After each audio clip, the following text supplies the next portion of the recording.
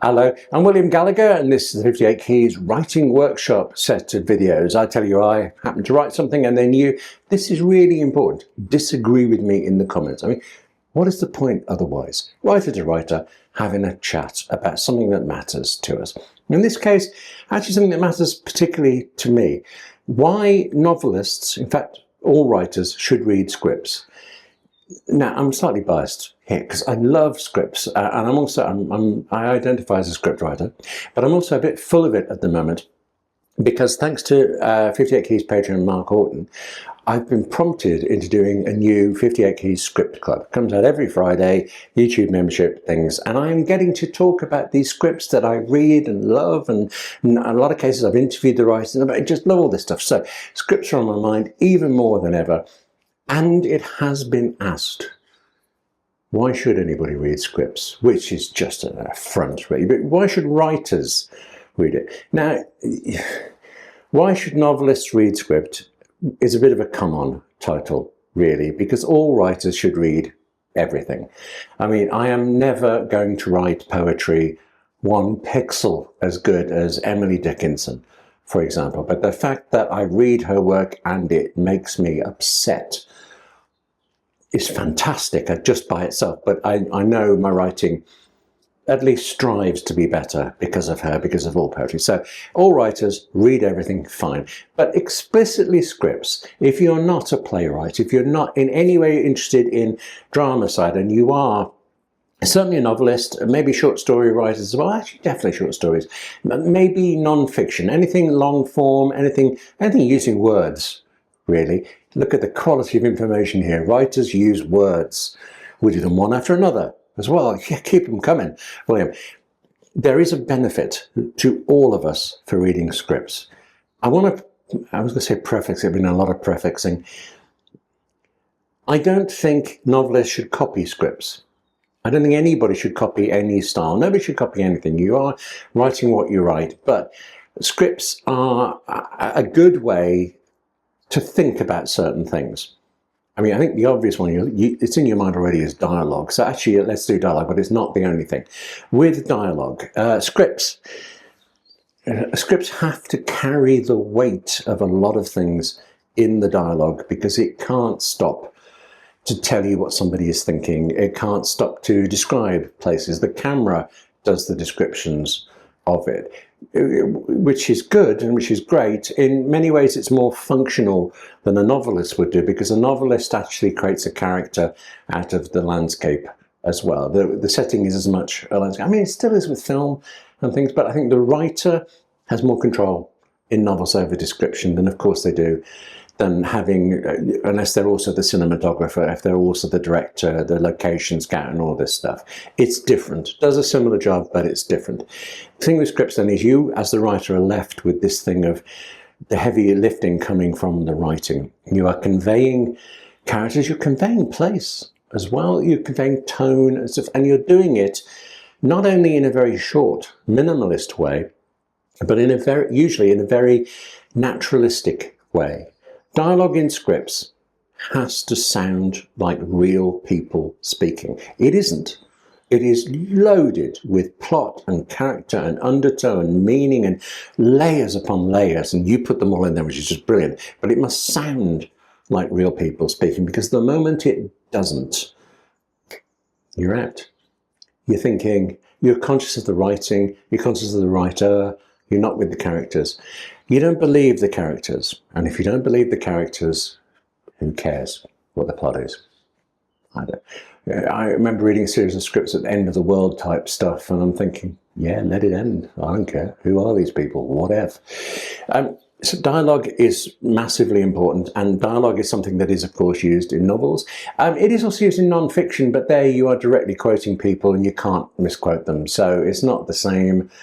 There is dialogue in non-fiction does similar jobs, you know, but with your own novel, when you are writing a character's speech, you can put all of this stuff in there and have it on top of all of the description, have it on top of all of the thinking. You could go on about dialogue because it's my favourite thing, and actually it's the reason I write scripts. Telling a story, I initially thought script writing was telling stories through whatever people said to each other. But it isn't at all, is it? It's telling stories through what people do not say to each other. And that is just, oh, delicious. I just can't get enough of that. But one part of it, let me segue from dialogue into something else that scripts I know give you as a writer. I know have actually improved my article writing, would you believe? I said dialogue carries all of these things, but dialogue also has a kind of a shape to it. You can get a laugh, actually, by having one character go on and on and on about something, and then the person they're speaking to giving a 1 or 2 word answer back. It actually doesn't matter what they're saying, it's the rhythm and the pace. The joke comes at exactly the right point, and you are also illustrating that one character is verbose, one is concise at least, possibly witty, that sort of thing. And you get a sense of the antagonism between them, maybe. The shorter speaking one, it might be patient with the other. You can do all sorts of things with it, but it's the rhythm that does it as much as the specific words. I will spend a long time moving a word around. It's fine. Actually, funny enough, separate thing. Video editing. I love video editing. It's one of the reasons I talk to you this way, because I really enjoy doing it. But one of the things I enjoy is when you do have a gag, a visual gag, it isn't funny at all, or it's funny, and the difference can be precisely where it is. I mean, on a specific frame, it's funny here, it's not funny a 24th of a second later. And it's the same with words and dialogue. We're playing with it. We can make more from where we position words. It's alchemy, isn't it? Forget writing, it's alchemy. Rhythm and pace, just in dialogue. But this is the other thing. And really, I suppose this is the main other thing I want to say to you about reading scripts as a non-script writer. Rhythm and pace, particularly if you can get a script in its original form, and it's like PDF, it's A4 or it's US letter form, you can see how the writer guided people. I mean, there used to be this thing where a writer would make absolutely damn certain the last line on a page made you turn over to read the next one. These days, because we're using PDFs more and the text is flowing, you don't have that precision control, but still you are guiding the reader through things. You're giving them a pace, you're giving them a rhythm. It's just one word after another, like it is in novels. It's just one page after another, but what you choose to put where alters the speed of the read, the speed of the story. You can build up the tension, you can let it out gently. I did then just say page by page. There's this other big difference with scripts to do with rhythm and pace, to do with structure. There's not a lot on a page of script. What's a minimum word count for a novel? Is what, 50,000 words minimum? Really, I think you probably wouldn't go over 100,000 these days. I mean, you can, but broadly in those ranges. A film script will be 120 pages, unless it's a Marvel thing. Actually, a Marvel script's longer because the films are really long, but does it just say, and now they fight? Yeah, I don't know. 120 pages for script, 50 to 60 for a TV thing, 30 to 40 for a half-hour sitcom. Not a lot of words on the page, and I think, amongst other things, that makes it easier to see the skeleton of the work. You can see the structure, what starts it off, what builds it, the rhythm and pace, again back to rhythm and pace, as you take somebody to that end point. Novels have that, of course they do, but there's a lot of words to read and absorb, and in a script you can see it. Usually you can see it more easily than that. I mean, I'm making it sound partly as if scripts are heavily formatted. Well, they are, really, but I mean also rigidly written. On page 18, there must be an inciting incident. No, inciting incident's a good start, isn't it? You don't have this good start on page 18, but you know, there are people who say there are rules, by this page you do this, and yeah, that's bollocks. But the whole thing of getting somebody into a story, keeping them, escalating things, delivering you to a satisfying conclusion. I've nearly said happy ending there, but that's not what I want. A satisfying conclusion. That journey, that shape is really apparent. It can be really apparent in the best scripts. You saw my hesitation there. I don't ever read a script going through thinking, oh, this is the bit where, or They must have done this. I read the script because I enjoy it. But then you think about it afterwards, you analyse it afterwards maybe. Certainly really good scripts, I'll read them several times over the years. And you become habitually able to spot the structure. And I know that the structure of my writing in other forms than scripts has been informed by this. I'm really, really conscious of how long to stay in a moment and when to move on to the next. And that's because I'm used to how long you stay in a scene and when you move on to another scene. One small qualification to that, it's like this, there is a rule almost in script writing.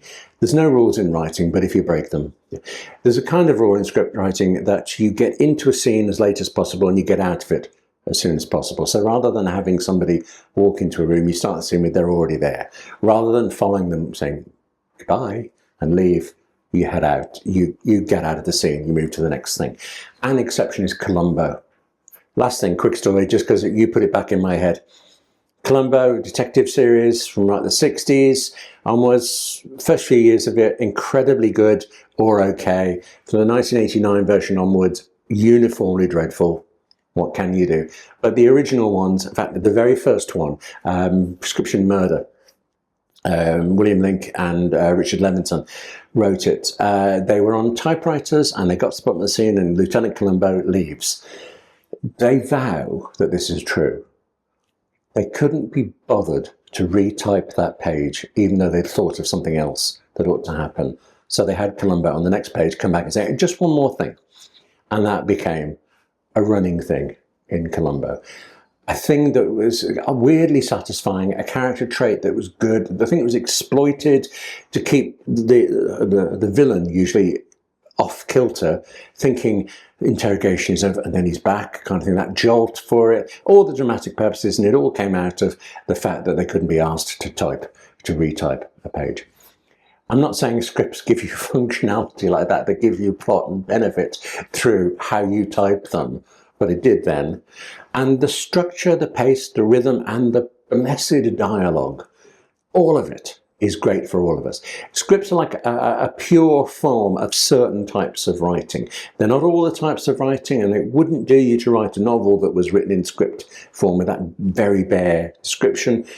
But you can learn from scripts, and if you haven't already become obsessed with them, you should. There's just like great writing out there, and so much of it is available for us for free online. Love it to pieces. You can tell I'm into this, can't you? I am so into this that I'm just going to sit here and wait now for you in the comments to go, yeah, no, haiku is much more useful, or whatever you think, okay? Because this is supposed to be you and me having a chat, two writers together. I don't see any other reason why we would even do this if we don't have a nice conversation. Or like I keep saying this, nice conversation and a cup of tea. That'd be all right, wouldn't it? Maybe we could even be in a pub sometime. Like I can just now picture two iPhone screens or something. Yeah, but it's getting silly, isn't it? I'm painting a story in my head. Time to shut up and go write it. So, thank you for being patient with that last bit. Thank you very much for watching this. Take care of yourself. Read some scripts. Join my script club thing, the Friday YouTube membership thing. There's the very first one is free. It's talking about 3 of the greatest scripts I've ever read. You can just watch that now. I'll put a link to that below. Otherwise, join me with that and we'll talk. And I need you to recommend scripts to me as well. This is it. And all of it stops us writing. Yeah. Take care of yourself. Do some writing. It is important. And I'll see you soon.